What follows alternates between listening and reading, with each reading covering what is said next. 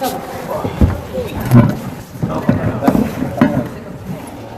pasa? Mochila. Pero no tenemos problema. Vale, vení. No te pongas bien. Pero no tenemos. ¿Eh? No tenemos. Yo lo tengo todo. No me dijiste, dame mochila. Dale. ¿Eso mate? Hija de puta. Te quedaste enojado, ¿eh? Todo no todo.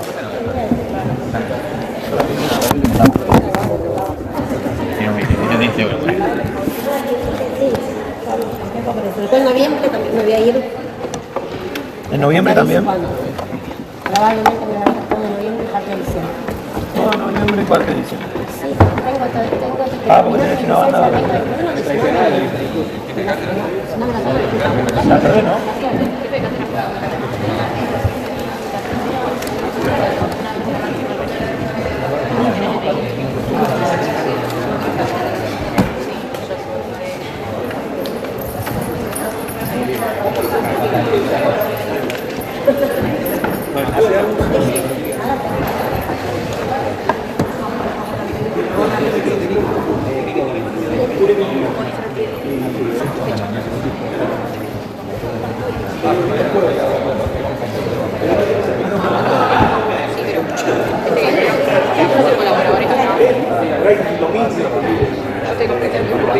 Y eso sirve, entonces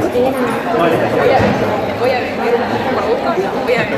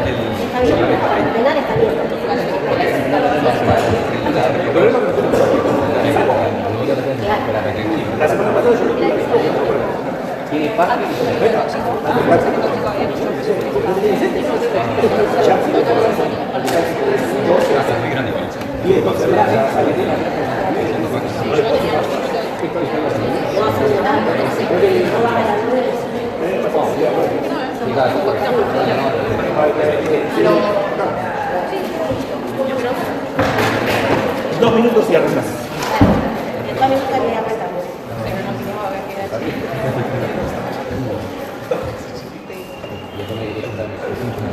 Ah, eso,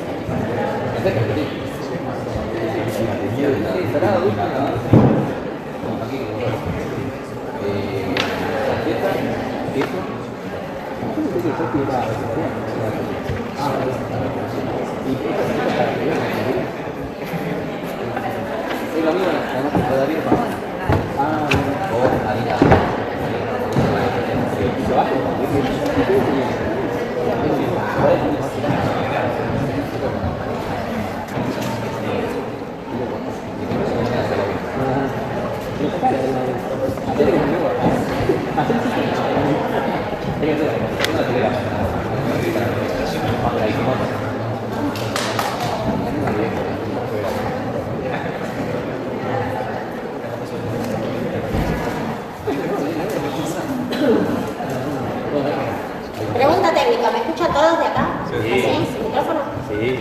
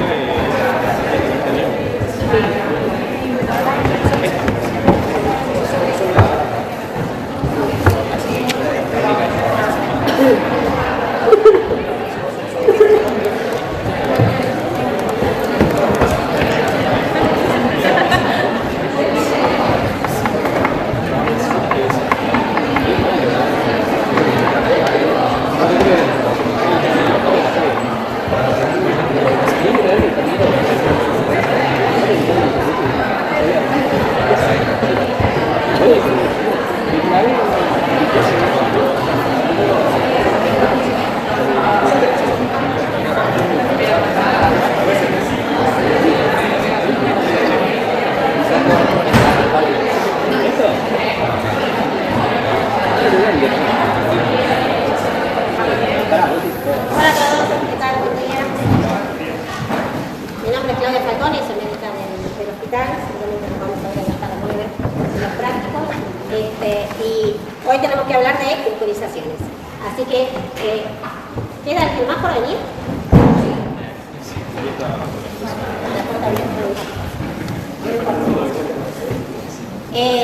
Les decía, resumir las simbolizaciones con nuestro actual calendario en una hora es un tanto difícil.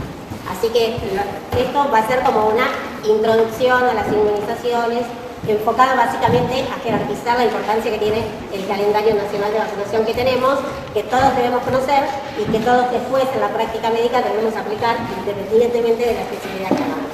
Entonces, lo que se tiene que llevar es que tenemos un calendario que cada vez es más amplio, uno tiene que conocer las indicaciones del calendario nacional y tiene que, independientemente de lo que haga en su vida profesional, saber que existen vacunas que tiene que indicar a los pacientes para cada etapa de la vida hay vacunas para cada. Entonces, lo importante es que se lleven ese concepto y que lo apliquen. Obviamente, puede ser que en el examen les pregunten qué inmunizaciones requiere determinado paciente conforme este grupo etario o esta comorbilidad. Obviamente uno tiene que saber el calendario de vacunación, no solo para el examen, sino para la vida. Esa sería la idea. Entonces, empezamos un poquito con un poco de historia. El calendario de vacunación nacional en nuestro país, por primera vez, se empezó a aplicar en 1977. Y ya el año siguiente, en Alma-Ata, la Organización Mundial de la Salud consensúa este criterio de la atención primaria y de la importancia que tienen las vacunas en la salud de las comunidades. Saben que después del agua potable, la intervención en salud pública que más vidas ha salvado es justamente la inmunización. Entonces, en el 78 entra en vigencia nuestro primer calendario nacional de vacunación y ese primer calendario tenía solo 6 vacunas y estaban concentradas únicamente en la niñez. O sea, todas las vacunas que teníamos eran para los chicos y había muy pocas de otras para otros grupos etarios. A medida que fue pasando el tiempo, ese programa de inmunizaciones se fue ampliando y ahora actualmente tenemos más de 20 vacunas incorporadas al calendario nacional de vacunación. Esto es más o menos una línea de tiempo, después la vamos a ver más desagregada, pero ustedes fíjense que en el 97 se incorpora influenza, rubeola y parotiditis, en el 2000 se incorpora la hepatitis B en recién nacidos, y en el 2003 se incorpora la hepatitis B, pero solo a los 11 años de vida. En el 2005 se incorpora la A y así sucesivamente hasta tener ahora un calendario que es para todos los grupos etarios, para todas las edades de la vida. Y también para grupos de riesgo que tengan alguna comorbilidad que amerite que tengan que ser vacunados. Entonces, algunos conceptos básicos. ¿Qué importancia tiene que la vacunación sea universal y gratuita? Que garantiza que todas las personas puedan tener acceso a esa inmunización y, digamos, lo que uno busca como logro más importante es conseguir la erradicación de esa patología que está intentando inmunoprevenir. Entonces, hay 2 o 3 conceptos que son importantes que uno tenga. ¿Qué quiere decir? Porque hay como escalones o pasos hasta lograr la erradicación. Entonces, lo primero que uno tiene que hacer cuando incorpora una vacuna calendario es tratar de controlar la enfermedad. ¿Qué quiere decir? Que la enfermedad está controlada, quiere decir que disminuye el número de casos de esa patología y que aumenta el intervalo interepidémico. Cuando logro controlarla, el paso siguiente es tratar de eliminarla. O sea, tratar de que no haya casos, aunque persista el agente causal, que es el caso de la polio o del sarampión, que es uno de los ejemplos más claros, que nosotros la tenemos eliminada en las Américas, en Argentina, pero tenemos permanentemente casos importados, entonces es importante este paso previo de eliminarla del territorio para después poder erradicarla. En realidad la única que tenemos erradicada, como todos ustedes saben, es la viruela, porque ahora el monkeypox es un primo hermano con una forma de viruela mínima, digamos, o menor, y la viruela mayor es la única que por ahora tenemos eliminada. Entonces, cuando uno habla de inmunizar, tiene que definir qué es una vacuna. Y una vacuna es una suspensión de microorganismos que puede tener características muy diversas, como después van a ver. Pueden ser el germen entero atenuado, o pueden ser gérmenes inactivados o sus fracciones, o algún componente conjugado que, administrado a un individuo sano, es capaz de generar una respuesta inmune similar a la enfermedad natural. Esa inmunidad protectora es la que va a hacer que la enfermedad se controle, se elimine o se erradique, conforme a un montón de variables, ¿no? Que después iremos desagregando un poco. ¿Cuál es la diferencia entre vacunar e inmunizar? Vacunar es poner la vacuna, lo que no significa que uno garantice que confiere inmunidad en el receptor. O sea, vacunar es administrar el antígeno con el objetivo de lograr una respuesta inmune. Pero inmunizar es la acción de conferir inmunidad, que puede ser activa cuando uno da una vacuna o pasiva cuando da un suero, que lo que distribuye lo que administra son los antígenos. Entonces, ¿qué buscamos cuando vacunamos? De nuevo, buscamos prevenir la enfermedad individual, pero además buscamos lograr lo que se llama inmunidad de rebaño, que es la inmunidad en la comunidad. Y para lograr que la comunidad esté protegida es muy importante lograr adecuadas tasas de cobertura de vacunación. No solo sirve vacunar, sino que uno tiene que lograr tasas de cobertura por encima del 90% para proteger a la comunidad, para que aquellos que no puedan recibirla por alguna situación, que estén protegidos, porque más del 90% de las personas tienen inmunidad, lo que hace que ese germen no circule. Entonces, indirectamente protege a los no vacunados. Y la finalidad, como decíamos antes, es tratar de erradicarla finalmente. De lo que se deduce que si la única que fue erradicada es la viruela, es una tarea difícil, erradicar patologías. Pero bueno, esa es la idea. Entonces, ¿cuáles serían los requerimientos que debería tener una vacuna? Idealmente, que genere una respuesta similar a la infección natural, que sirva para todos los grupos etarios de la vida, que tenga pocos efectos secundarios o adversos, que sea segura, que sea barata, que persista la inmunidad el mayor tiempo posible, que genere inmunidad de rebaño y que se pueda administrar en los primeros meses de vida, que sirva para siempre, y que la administración sea la más fácil y la más inocua posible. Todo esto es, digamos, casi utópico, no se puede lograr todo esto en una vacuna, y entonces todas las presentaciones que tenemos tienen pros y contras. ¿Cuáles son las características que una vacuna tiene que tener para poder ser aplicada? El primer requisito es que sean seguras. Y ustedes vieron que con el tema del COVID, una de las grandes discusiones eran si las vacunas que estaban disponibles eran seguras, no eran seguras, cuál era más segura que otra. Bueno, ninguna vacuna es aplicada y entra para administración humana si no cumple el primer requisito, que es la seguridad. Además, obviamente, tiene que ser inmunogénica, tiene que ser eficaz para producir protección no solo clínica, sino también serológica, y tiene que ser eficiente, ¿sí? Todo eso, pero si no es segura, no se aplica. O sea que no hay ninguna vacuna que pase a fase 2 si no es segura. Así que si la vacuna está disponible para ser administrada, es segura. Todas son seguras y después lo demás serán detalles. Pero si no es segura, no se puede aplicar. ¿Cuáles son los componentes que tiene una vacuna? Todas tienen un antígeno y además, dependiendo de las características del antígeno, algunas tienen adyuvantes o conjugantes, dependiendo de la característica de cada vacuna en sí, y todas tienen conservantes y estabilizantes. Ustedes saben que todas las vacunas tienen que tener cadena de frío. Entonces, cuando que uno tenga una vacuna que cumple con todas las condiciones, no garantiza que esa vacuna sea capaz de generar inmunidad en el individuo al que se le aplica. para que eso ocurra tienen que cumplirse un montón de otras cuestiones. O sea, no basta que la vacuna esté bien hecha. Si uno la pone en un estante y no le asegura buena cadena de frío, esa vacuna no sirve. Entonces, hay todo un montón de otras cuestiones que tienen que ver con el manejo desde que sale de la cámara hasta que llega a los vacunatorios, la manera en que se almacena en el vacunatorio y la manera que se aplica. Para eso todas las vacunas tienen, algunas son orales, otras son intramusculares, otras son subcutáneas, y eso también influye en la capacidad o no de generar anticuerpos. Entonces es mucho más complejo el hecho de generar inmunidad, no es simplemente tengo la vacunita, la aplico y me olvido. Como ustedes ven, las vacunas, según las características del antígeno, se dividen en vacunas a virus vivos atenuadas, vacunas inactivadas, vacunas bacterianas o virales, según qué tipo de antígeno estamos usando, y cada vez más tenemos vacunas combinadas, vacunas que juntan varios antígenos o varios fragmentos de distintos antígenos y previenen para muchos serotipos, por ejemplo, de un determinado germen, como sería, por ejemplo, el caso del neumococo. Tenemos la neumo 23, que es como 23 vacunas en una porque cubre 23 serotipos diferentes de un patógeno. O la Prevenar 13, que tiene otra característica, es conjugada y cubre 13 serotipos, entonces uno concentra como 13 vacunitas en una sola presentación. ¿Sí? Algunas consideraciones con respecto a las vacunas a virus vivos atenuados. De las vacunas que tenemos disponibles en calendario, a virus vivos atenuados son la BCG, la triple viral, la de varicela, la de rotavirus y las dos que son de área endémica, que son la fiebre amarilla y la fiebre hemorrágica.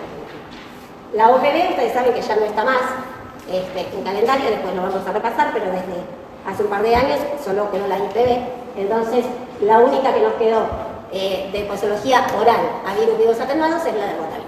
¿Sí? Todas las demás son parenterales, o intramuscular o subcutánea. La de amarilla y la de hemorrágica están en calendario para área endémica y después son indicación de vacuna de viajeros, sobre todo la amarilla. De las que son inactivadas tenemos una variedad enorme.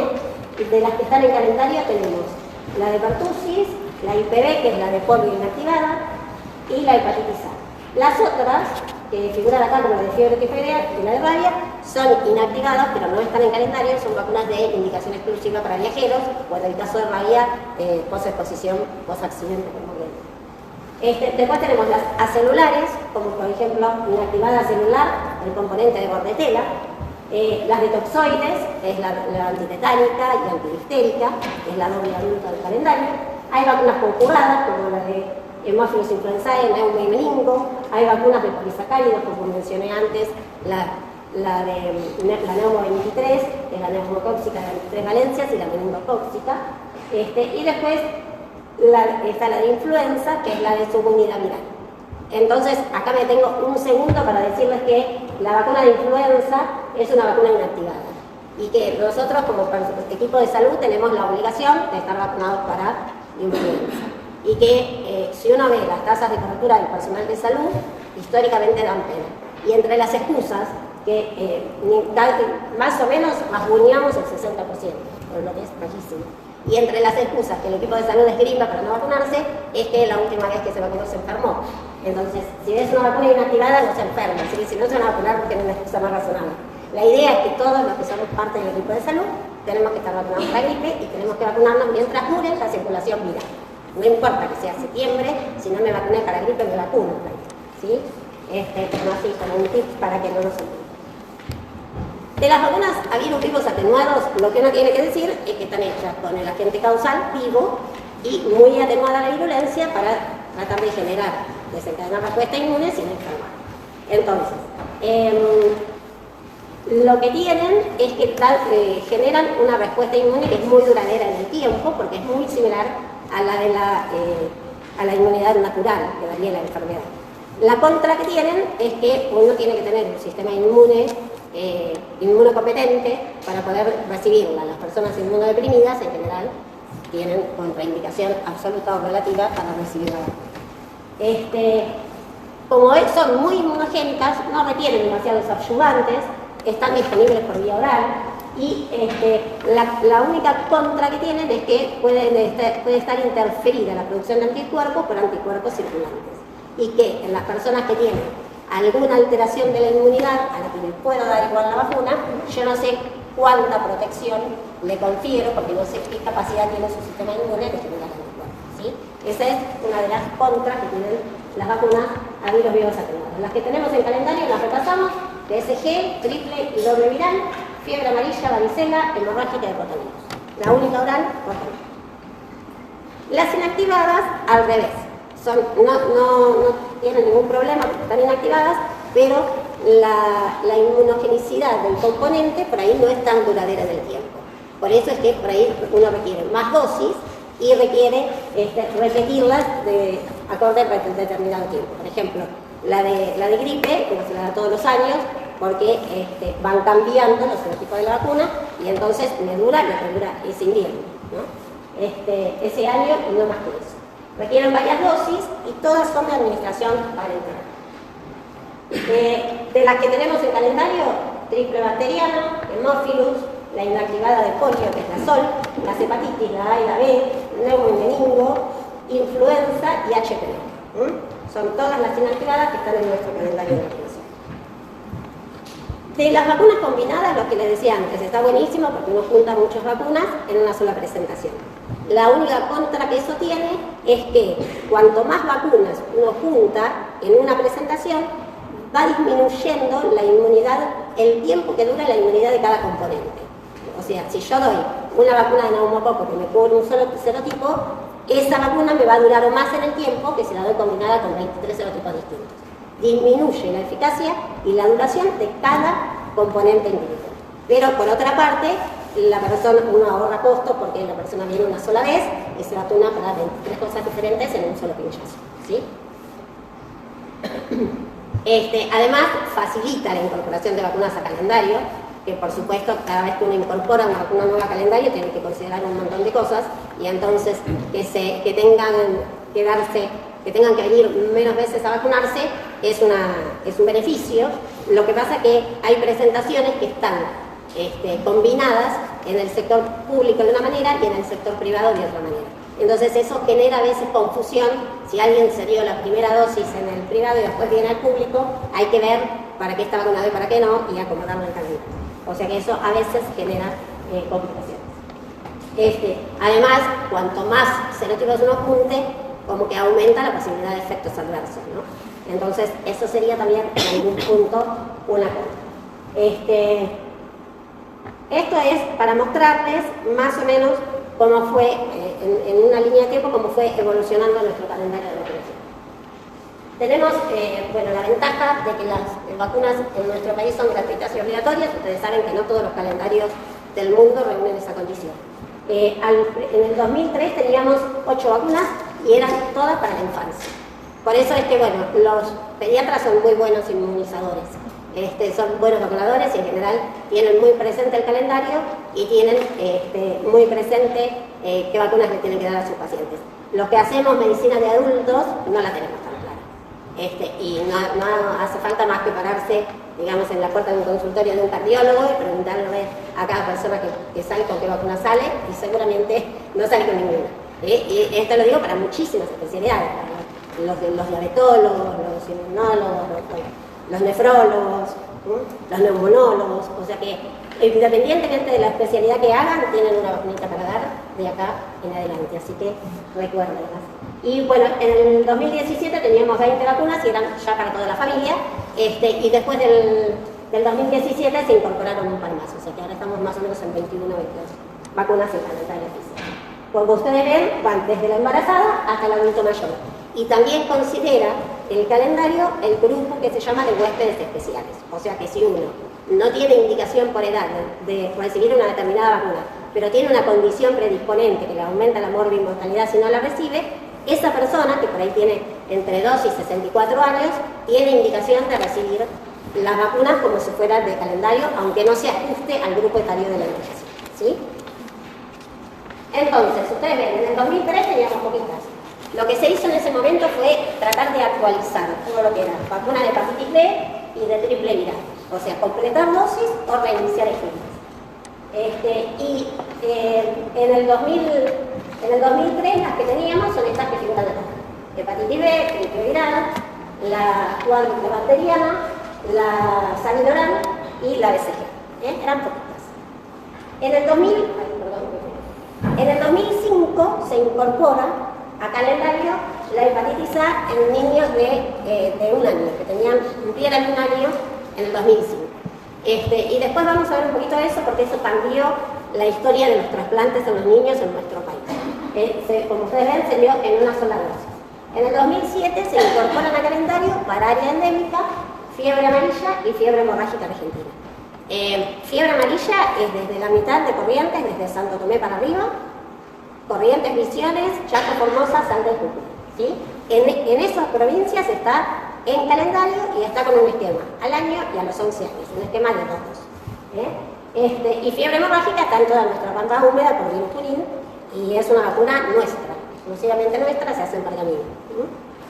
En el 2008 se incorpora al año la quíntuple para niños menores de 1 año. Y en el 2009 se incorpora la triple bacteriana celular, que en un principio se incorpora solo para niños que cumplieron ese año 11 años de edad.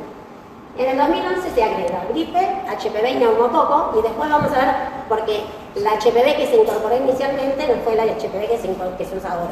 Entonces después vamos a ver los cambios que el calendario tuvo, no solo en cuanto a la forma de la vacuna, sino por ahí a la manera de administración.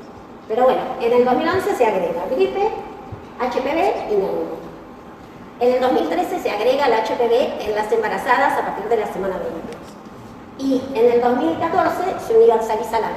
Eso quiere decir que todas las personas adultas en edad sexualmente activa que no tengan un esquema primario de B van a cualquier vacunatorio del país sin receta, sin orden, sin nada y dicen yo no tengo inmunidad para B y se la vacuna para B. ¿Por qué se universaliza? Porque fue la primera vacuna antineoplásica que tuvimos. Acuérdense que la hepatitis B, además de dar la enfermedad viral, es precursora del hepatocarcinoma. Entonces, como es una vacuna antineoplásica, su uso está universalizado, todo el equipo de salud tiene que estar inmunizado para él. Si no saben, si no se acuerdan, se piden un anti-S y se fijan su estado inmunitario. ¿Sí? En el 2015 se agrega rotavirus y varicela. Y en el 2016 ocurre lo que se llama el switch de polio. Ya les dije antes que antes teníamos OPV en el calendario y lo que fuimos haciendo fue ir reemplazando la OPV por IPV. Y después vamos a avanzar un poquito sobre eso, pero el switch de polio se hizo en el 2016. Y en el 2017 se incorpora meningo y HPV. En el 2021 se agrega segunda dosis de varicela y también a mediados de ese año se logra completar el switch de polio. Este es nuestro calendario de vacunación. Las que están en celestito son las de área endémica y todas las demás son las que dijimos. Como ustedes se ven acá, personal de salud, tenemos indicación de algunas vacunas por ser equipo de salud, solo por eso, y entonces todos debemos estar vacunados por eso. ¿Sí? Y después, dependiendo de qué especialidad hagamos, hay algunas indicaciones específicas de algunas vacunas. Entonces, ahora repasamos un poquito. ¿Cuáles son las patologías que nosotros en el país tenemos como eliminadas? ¿Cuáles tenemos controladas? Y cuáles son las modificaciones que para esas inmunizaciones fueron surgiendo en el calendario.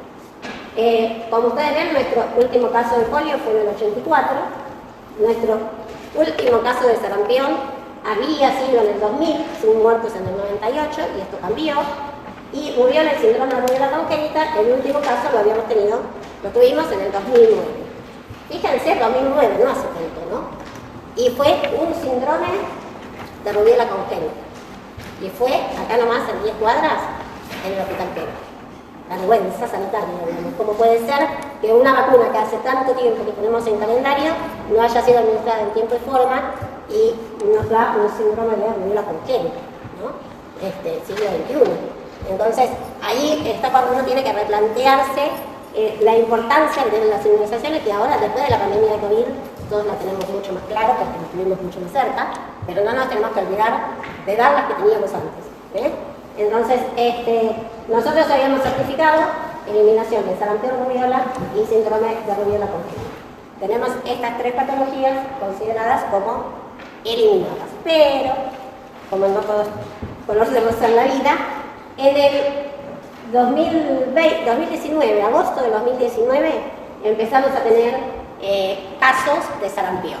Yo les decía antes que lo tenemos como enfermedad eliminada, o sea, nosotros no tenemos casos autóctonos, pero recibimos siempre casos importados. Por eso es importante que la población tenga adecuadas tasas de cobertura para que no reemerja una patología tan importante como el sarampión, que es más, que en la región estamos rodeados, o sea, todos nuestros países limítrofes tienen sarampión. Brasil, Paraguay, Bolivia. Entonces, lo que nos pasó fue que a mediados de agosto del 2019 empezamos a tener casos de sarampión en distintos lugares del conurbano bonaerense y en Capital. Entonces, cuando empezaron a aparecer los casos, se largó lo que se llama una alerta epidemiológica y se tomaron medidas tendientes a circunscribir el brote.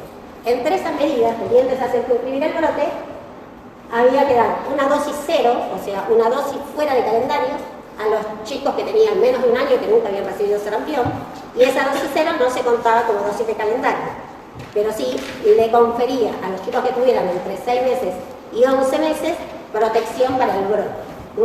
Además, había que darle un refuerzo a los que habían recibido solo una dosis de triple viral, que eran los que tenían entre 1 año y 4 años. Y todas las personas adultas que viviéramos en el área del brote teníamos que poder documentar 2 dosis de triple viral en la vida. Ese brote, que empezó más o menos en agosto del 2019, se cobró una vida humana en esta ciudad de Buenos Aires de una paciente inmunodeprimida que no estaba vacunada y que en febrero del 2020 se murió de sarampión. La primera muerte desde el 2008, desde 1998 por sarampión. Con esto quiero decir otra vez lo mismo. Para que uno tenga inmunidad de rebaño y la comunidad esté protegida, tiene que garantizar tasas de cobertura para estas vacunas virales superiores al 95%. Si las tasas de cobertura caen, la comunidad está en riesgo de reemergencia, ¿sí? Como no hay mal que por bien no venga, nuestra epidemia de COVID, la pandemia, que hizo que tuviéramos el aislamiento obligatorio, hizo que se circunscribiera el brote. Como estábamos todos encerrados, además de estas 2 o 3 medidas de emergencia, después de 10 meses del brote, justo antes que se cumpliera el año, se logró controlar y entonces fue un brote y no tuvimos reemergencia de sarampión, ¿sí? De las que tenemos controladas tenemos el tétano neonatal, que no tuvimos casos desde el 2007, la difteria y la hepatitis A. Y acá vuelvo sobre lo de la hepatitis A porque es importante. Antes de que la hepatitis A estuviera en calendario, nosotros teníamos trasplantes hepáticos por fallo hepático fulminante por hepatitis A en los chicos. Entonces teníamos un número bastante considerable de trasplantes de hígado por hepatitis A fulminante. Cuando se incorpora la hepatitis A, se incorpora con un esquema de una sola dosis al año de vida y ya a los 2 años ya no tuvimos más trasplantes por hepatitis A. O sea que fue una intervención absolutamente exitosa. Ustedes ven acá, en el 2005 se incorpora en calendario para los niños de 1 año. Ven que esto que les decía antes, el primer año la cobertura fue del 70%, en el 2006 ya fue superior al 90% y en el 2007 ya no tuvimos trasplantes por hepatitis A. Entonces, si uno logra tasas de cobertura superiores al 90%, evita la hepatitis A en los niños. Esto hizo que nuestro modelo fuera copiado en otros países donde la hepatitis A estaba en calendario pero con un esquema de 2 dosis. Ya demostramos que con una dosis al año alcanza y sobra siempre y cuando se aplique. Y si ustedes ven la línea de tiempo, en el 2014 tuvimos 94% de tasa de cobertura, pero en el 2015 cayó por debajo del 90%. Y así como cayeron las tasas de cobertura, empezamos a tener casos aislados de hepatitis A. Entonces, no alcanza con tener la vacuna, hay que aplicarla y hay que garantizar tasas de cobertura eficientes para proteger a la comunidad. Con la gripe, ya les dije. La gripe está en calendario de vacunación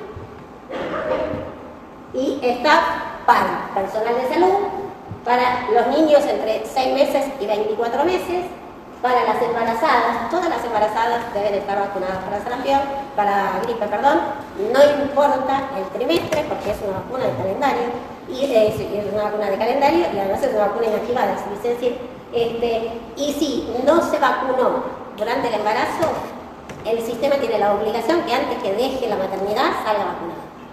O se vacuna en el embarazo o se vacuna en el puerperio inmediatísimo, para evitar que se enferme ella. Ustedes saben que el puerperio es una etapa de la vida que dispone a la mujer a tener distintas complicaciones con patologías comunes, y además protege al bebé, ¿sí? Entonces, embarazadas puérperas mayores de 65 por la inmunosenescencia, saben que después de los 65 el poder de nuestros soldaditos se va deteriorando, entonces tenemos que vacunar a las personas de más de 65 y a todas las personas entre 2 años y 64 que no entren en la edad de calendario, pero que tengan factores de riesgo en los cuales la gripe pueda ser una complicación o pueda causarles más comorbilidad o incluso la muerte. Entonces, el propósito de la gripe es de vacunar para gripe, de la vacuna antigripal en calendario, es disminuir incidencia, internación, complicaciones, secuelas y muerte por influenza. Me imagino que todos están vacunados con la antigripal. Si alguno de ustedes no está vacunado, pasa por el vacunatorio del hospital y se vacuna, ¿sí?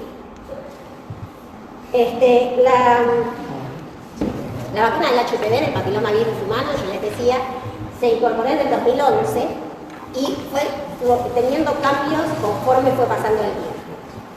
Cuando uno dice que, ¿por qué es importante cuando se incorpora una vacuna calendario? Porque eso me permite a mí saber si esa vacuna, si viene alguien que nació en el 2014 y no está vacunado, o sea, que tenía, perdón, si viene alguien que nació en el 2000 y no se vacunó, yo puedo asumir que eso es un esquema atrasado. Entonces, tengo que ofrecerle la vacuna en el sistema público, porque es un esquema atrasado de vacunación.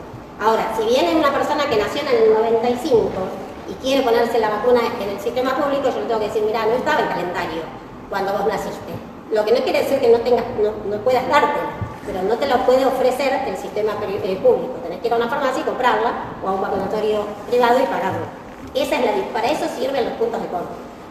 Porque uno dice, ¿qué importancia tiene si se puso en el 2000, cuando los que nacieron en el 2000 o en el 2008? ¿No? Tiene esa importancia para saber la diferencia entre si es un esquema atrasado o queda fuera del sistema de cobertura pública, ¿sí? Entonces, volviendo, la HPV se pone en calendario en el 2011, o sea, la cohorte de niñas que habían nacido desde el año 2000, que en el 2011 tenían 11 años, ¿sí? Esa incorporación al calendario se hace con un esquema, se hace solo para mujeres que tuvieran, para niñas que tuvieran en ese momento 11 años, y se hace con un esquema de 3 dosis. Y la vacuna que se usaba era la única que teníamos en ese momento, que era una vacuna bivalente de HPV.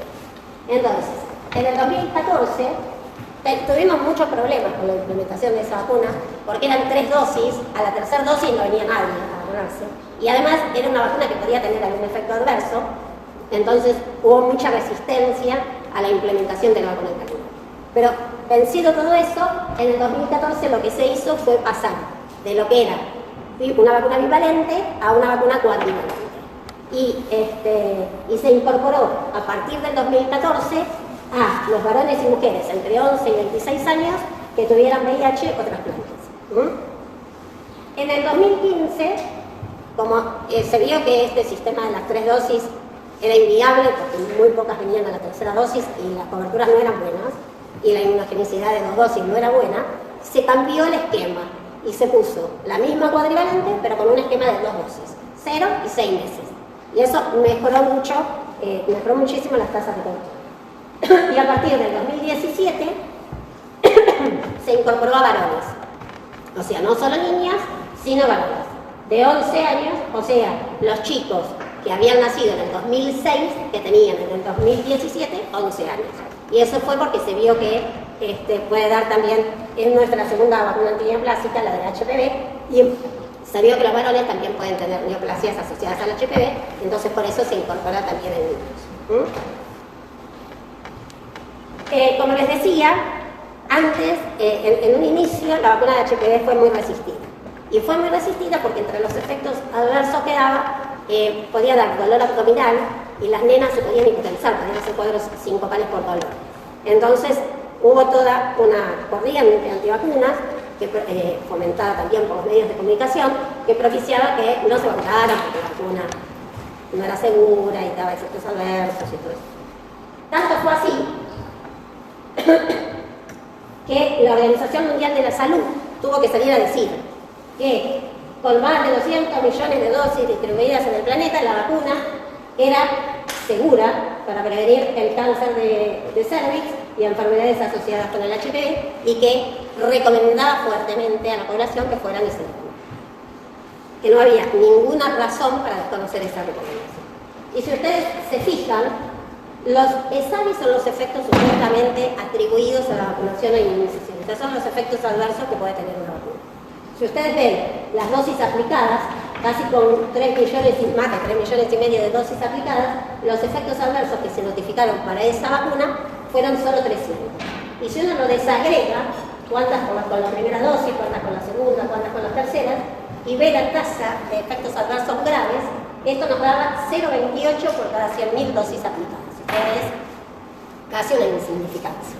Pero cuando uno ve cuáles fueron los efectos adversos graves, esos fueron 7 convulsiones, que en realidad no fueron convulsiones típicas, sino fueron asociadas al síncope vasovagal, un rash y 2 broncoespasmos. Y todos esos tuvieron restitución al interior. Entonces, ojo con las campañas, con los rumores asociados, que todos ustedes han sido testigos de lo que pasó también con el COVID, donde hay toda una corriente de antivacunas que muchas veces está fogoneada por los medios. Bueno, uno tiene que poder separar la paja del trigo.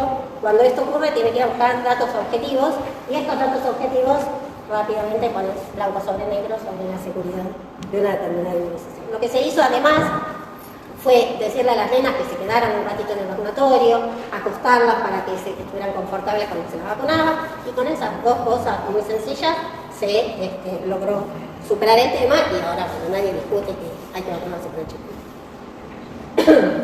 Con respecto a rubiola, lo que les decía antes, la región de las Américas fue la primera en el mundo que fue declarada zona libre de rubiola y de síndrome de rubiola congénita, pero como ustedes ven, lo amarillito es lo que está libre. Hay muchas zonas del planeta que todavía tienen circulación de rubiola importante y de síndrome de rubiola congénita, así que sobre todo sudeste de Asia, gran parte de África y algunos países de Oriente. Entonces, esto uno tiene que estar vacunado, y además, si va a hacer un viaje a algún lugar donde hay transmisión de rubiola, tiene que poder garantizar que tiene su calendario al día. Con respecto a polio, era lo que les decía antes. Antes teníamos todo OPV, o sea, todo polio oral, SABIN, en el calendario, y lo que se fue haciendo fue ir reemplazando progresivamente la polio oral por polio inactivada. ¿Por qué? Porque la polio inactivada tiene cero riesgo de hacer polio por polio derivados, que era uno de los efectos adversos que tenía la de polio oral, que era virus atenuado.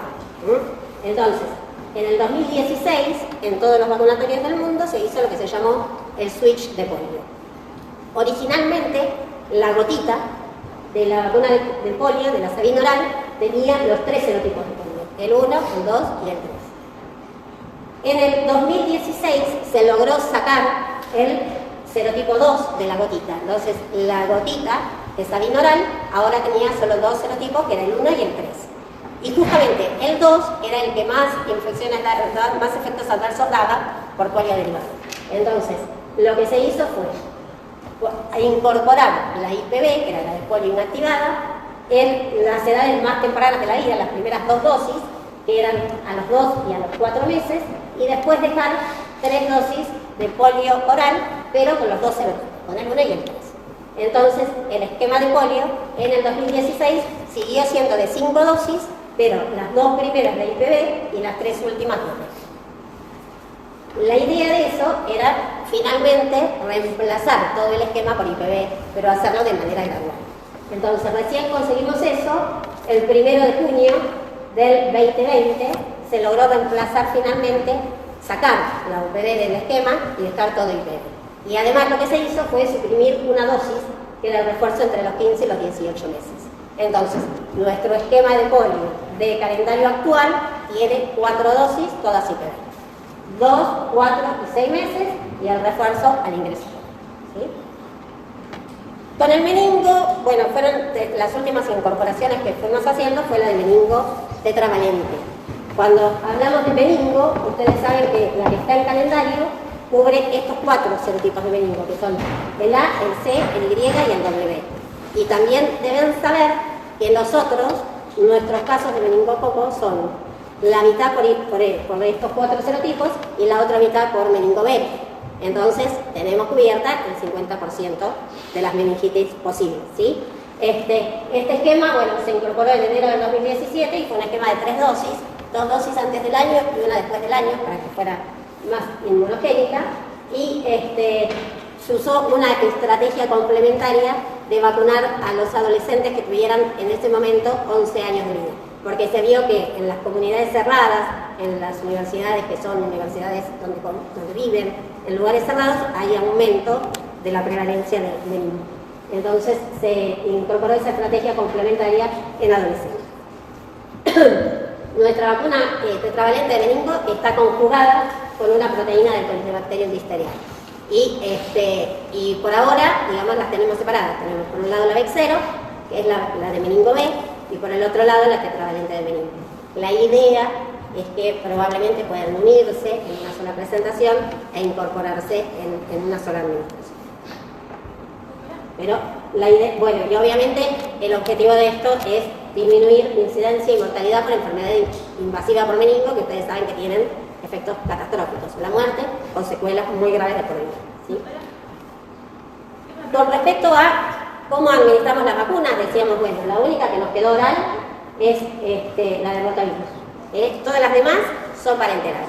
Y la aplicación parenteral es subcutánea, puede ser intradérmica, subcutánea o intramuscular. La única que se da intradérmica es la BCG, que se da con el bisel de la aguja a 12 grados. Todas las demás o se dan subcutáneas o se dan intramusculares. Y acá lo que está subrayado es lo de preferencia, digamos. Las que sí o sí se tienen que dar subcutáneas y las que sí o sí se tienen que dar intramusculares. Los sitios de aplicación cambiaron. Para no deambuladores se da en la cara anterolateral del muslo y para todos los demás se da en el deltoides. ¿Se acuerdan que allá lejos hace tiempo se daba en el glúteo, pero se demostró que la absorción en el glúteo es mejor que en el deltoides, entonces ahora se dan todas en el deltoides. Uno puede dar más de una en el mismo acto vacunal, siempre y cuando las separe 2,5 centímetros, pinchazo de pinchazo. ¿Qué está mal de esto? ¿Los guantes? ¿Los guantes? Los guantes, claro. No es necesario ponerse guantes para vacunar, salvo que el vacunador tenga alguna lesión en la mano, en la piel de la mano, o prevea entrar en contacto con fluidos del paciente. ¿Sí? Si no, no hace falta. Manual del vacunador del 2008. ¿Sí? Habrán visto fotos en todos los medios de gente que se vacunaba para COVID y que el vacunador tenía guantes. Bueno, es lo que no hay que hacer. ¿Sí? No gastemos insumos en cosas en que no hacen falta. ¿Sí? Los insumos se usan en lo que sirve que se usa. Bueno, y como yo decía antes, dependiendo de las características de las vacunas, hay algunas contraindicaciones. Este concepto es importante. La única contraindicación absoluta que tiene una vacuna es que el individuo haya hecho una anafilaxia a alguno de sus componentes.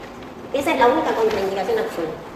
Después, si la vacuna es a virus atenuado y estoy embarazada, obviamente durante el embarazo no me van a poner la vacuna de virus atenuado, pero es una contraindicación relativa, porque yo me desembarazo y me puedo vacunar. Entonces, el concepto es importante. Entonces, la única contraindicación absoluta es la anafilaxia a alguna dosis previa o la anafilaxia a algún componente de la vacuna. Todo lo demás es relativo. Son contraindicaciones que duran mientras dura el tiempo de la contraindicación, ya sea el embarazo, o las personas que toman inmunosupresores, o las que están con dosis altas de corticoides, o las que están usando una neoplasia, o están por ser trasplantadas, algunas consideraciones muy puntuales.